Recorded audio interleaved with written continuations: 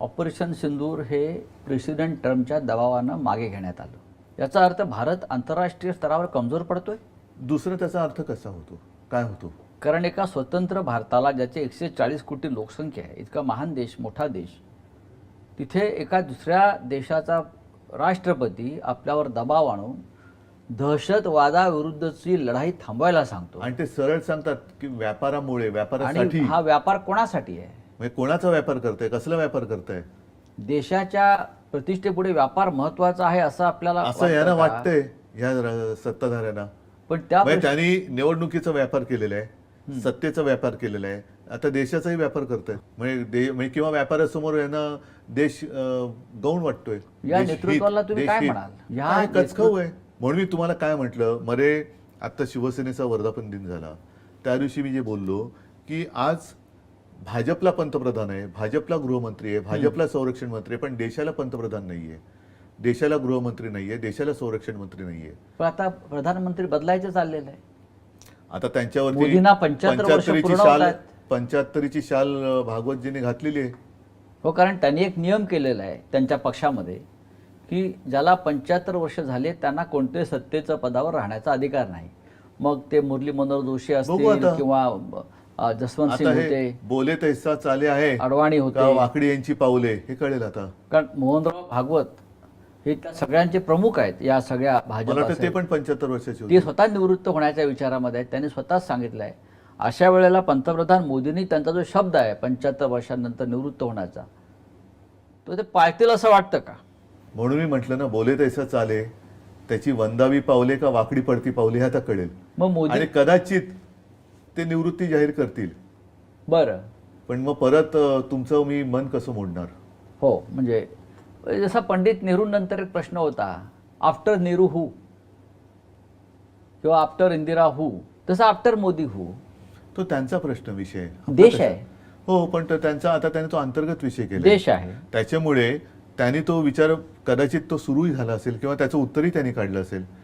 जेव्हा त्यांच्याकडे उत्तर असेल तेव्हाच मला वाटतं मोहनजी बोलले असतील, ते बिना उत्तराचं नाही बोलणार। असू शकेल।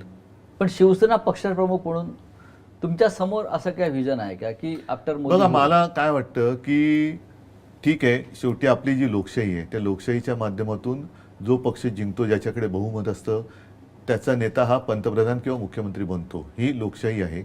आणि तो एकदा पंतप्रधान झाल्यानंतर किंवा मुख्यमंत्री झाल्यानंतर तो त्या पक्षाचा राहता कामा नये, तो देशाचा आणि राज्याचा पंतप्रधान आणि मुख्यमंत्री झाला पाहिजे। आपल्याकडे ही पद्धत अर्धी आहे की बहुमत मिळाल्यानंतर तो नेता पंतप्रधान किंवा मुख्यमंत्री होतो, पण तो मुख्यमंत्री किंवा पंतप्रधान झाला तो त्या पक्षापुरता मर्यादित राहतो, हे गैर आहे। तुम्ही देशाचे पालक आहात, तुम्ही राज्याचे पालक आहात, तुम्ही त्या संविधानाची शपथ घेतल्यानंतर सर्वांशी समानतेने वागेन, ही शपथ आहे। मी पण मुख्यमंत्री म्हणून घेतली आहे आणि मला असं वाटतं मी तसा वागण्याचा प्रयत्न केला, वागलो की नाही तुम्ही सांगायचं। पण कोणत्याही माझ्या पक्षाचा मी प्रचार करायचा असेल तर त्या आत्ताच्या प्रथेप्रमाणे मी पण केला असेल, पण आपण हे कुठेतरी ह्या पायंडा तोडला पाहिजे। जसं लोकसभा अध्यक्ष किंवा विधानसभा अध्यक्ष, कारण मनोहर जोशी जेव्हा लोकसभेचे अध्यक्ष होते ते पक्षाच्या कार्यक्रमाला येत नव्हते, आणि मला असं वाटतं दत्ताजी नलावडे सुद्धा, जर मी बरोबर आठवत असेल तर ते पक्षाच्या कार्यक्रमाला तसे येऊन भाषण करत, पक्षाकडनं काही प्रशिक्षण शिबिर ठेवलं तर ते यायचे की लोकप्रतिनिधींनी कसं बोलायला पाहिजे, कायदे कानून कसे असतात, सभागृहात कसं वागलं पाहिजे। परंतु मनोहर जोशी पक्षाच्या जाहीर सभा असेल, ते लोकसभा अध्यक्ष झाल्यावर ते येत नव्हते, पण हे मुख्यमंत्री असताना असतील, पण हे पथ्य कोणीतरी सुरू केलं पाहिजे। आपण पाळलंय, पण आताचे राज्यकर्ते पाळायला तयार नाही। नाही, आता तर सरळ एकतर्फी सगळं चाललेलं आहे। हो, अजूनही डिस्क्वालिफिकेशनचे जे विषय आहेत ते कशा पद्धतीने हाताळले जातात बघा। म्हणजे ते शेड्यूल 10 वगैरे जे आहे त्याचं कसं वातात लावलेली आहे। उद्धव साहेब, या सगळ्या हा जो तुम्ही विचार मांडतात, आज देशाची सर्व बाजूने लुटमार सुरू आहे। आपण रोज जर पाहिलं असेल, बँका लुटल्या जात आहेत, सार्वजनिक उपक्रम लुटले जात आहेत, देशाच्या जमिनी, जंगल तोडली जात आहेत, म्हणजे ते लुटमारच। त्याच्या विरुद्ध आवाज उठवला तर आता जनसुरक्षेच्या खाली तुम्हाला कायदे आहेत। म्हणजे जंगल तोड व्हावी, किंवा जर का आमच्या मित्राला जमिनी, आमच्या म्हणजे त्यांच्या मित्राला जमिनी देण्याच्या आड जर तुम्ही आलात तर तुम्ही तुरुंगात जाल, कारण तुम्ही जनसुरक्षा धोक्यात आणलेली आहे. छत्तीसगड आणि झारखंडच्या जंगलामध्ये अशा तऱ्हेने उद्योगपती घुसलेले आहेत. का गडचिरोलीमध्ये घुसले? गडचिरोलीमध्ये घुसले आहेत. खाणी आहेत. मला कोणी सांगितलं काश्मीरमध्ये पण घुसलेत. 100% आहेत.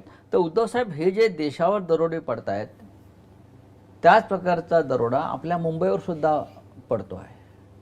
आणि तुम्ही ज्यांचा मगाशी उल्लेख केलात त्या लाडक्या उद्योगपतींच्या माध्यमातून तुम्ही याकडे कसं पाहता? मुंबईकरांनी एकवटून याचा विरोध केला पाहिजे. ह्याचं कारण ही मी म्हटलं तसं एकाधिकारशाही. उद्या तुमच्या घरामध्ये वीज पण एकच माणूस देणार, तुमच्या गाड्या पण तोच देणार, तुमच्या घरातलं सगळं काही तोच देणार. म्हणजे त्याचे तुम्ही नाही म्हटलं तरी गुलाम किंवा अंकित होणार. आणि मूळचा जो मुंबईकर आहे, अगदी मी म्हणेन मराठी माणूस, हा मुंबई बाहेर फेकला जातोय. गिरणी कामगारांचा मोर्चा आता आझाद मैदानावरती आला होता. आता सरकार म्हणते की आम्ही त्याला मुंबईत घरं देणार. माझं तर म्हणणं की धारावीमध्ये गिरणी कामगारांना का घरं देत नाही? कुर्ला मदर डेअरीची जी जागा आहे, जी ह्या धारावीच्या पुनर्विकासासाठी दिली गेलेली आहे, जिची गरज नाही आहे, तिकडे गिरणी कामगारांना घरं का नाही देत?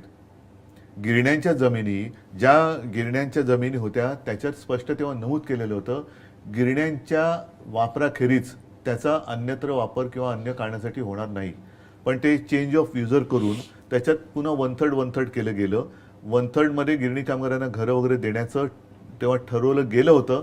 पण ते आता सगळं गेलं. तिकडे मोठे टॉवर्स उभे राहिले, मॉल उभे राहिले आणि गिरणी कामगार हा देशोधडीला लागला. आधी गिरणी कामगार फसला किंवा फसवला गेला.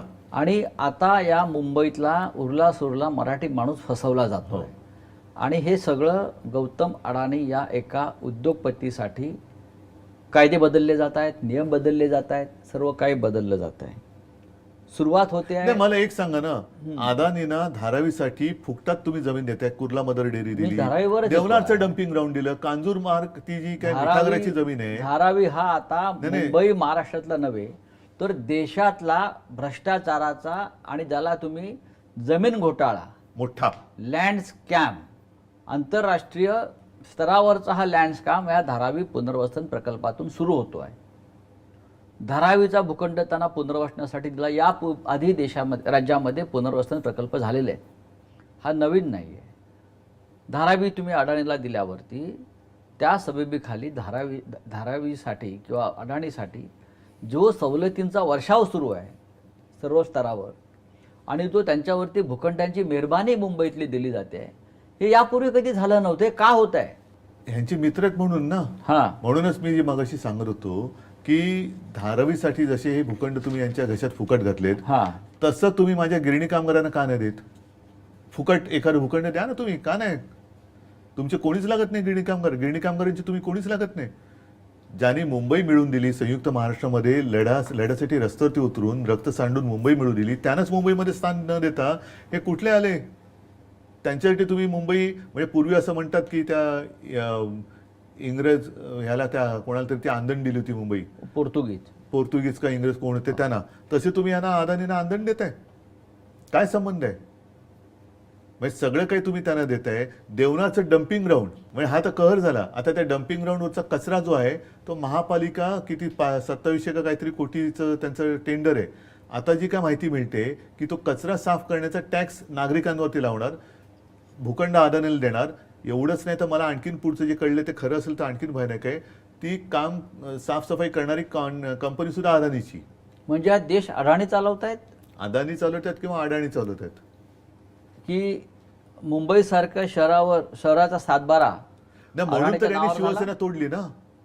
आता तुमच्या लक्षात येईल की शिवसेना जी मुंबईसाठी कुठे तडजोड करणं शक्य नाहीच आहे, ती शिवसेना तुम्ही तोडायचा आणि चोरण्याचा आणि संपवण्याचा प्रयत्न एवढ्यासाठी केला.